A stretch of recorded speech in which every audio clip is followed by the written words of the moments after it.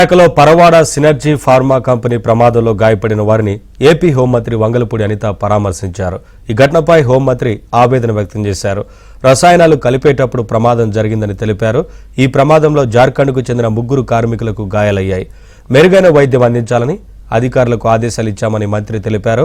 బాధిత కుటుంబాలకు ప్రభుత్వం అండగా ఉంటుందన్నారు. యాజమాన్యాల నిర్లక్ష్యంతో పరిశ్రమల్లో ప్రమాదాలు జరుగుతున్నాయన్నారు. పరిశ్రమలు భద్రతాపరమైన జాగ్రత్తలు తీసుకోవాలన్నారు.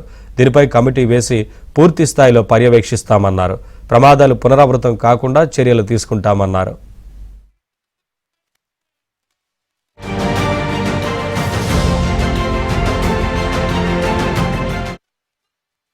నుంచి అదే కెమిస్ట్ వర్క్ చేస్తున్నాడు. ఆయన రాజామికి సంబంధించిన సూర్యనారాయణ అనే వ్యక్తి.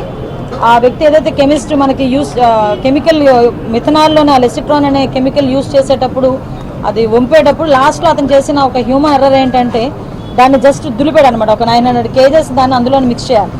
అది ప్రతిరోజు అతను చేస్తున్న వర్కే.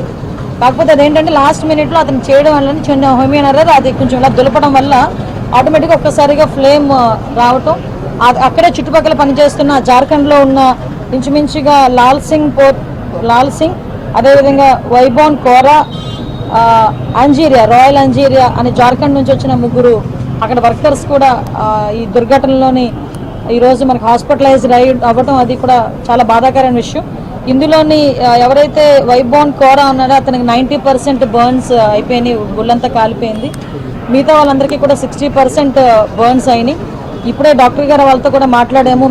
మెరుగైన వైద్య సౌకర్యాలన్నీ కూడా కల్పించమని చెప్పి ఆదేశాలు ఇవ్వడం జరిగింది. ఇక్కడికే కలెక్టర్ గారు అదేవిధంగా అనకాపల్లి జేసీ గారు కూడా మార్నింగ్ నుంచి ఇక్కడ వీళ్ళ దగ్గర ఉండి ఇమీడియట్గా రెస్పాండ్ అయ్యి హాస్పిటల్కి పంపించి హాస్పిటల్లోని మెరుగైన వైద్యం అందించడానికి పర్టికులర్గా వీళ్ళందరూ కూడా సమాయత్తమై ఉన్నారు.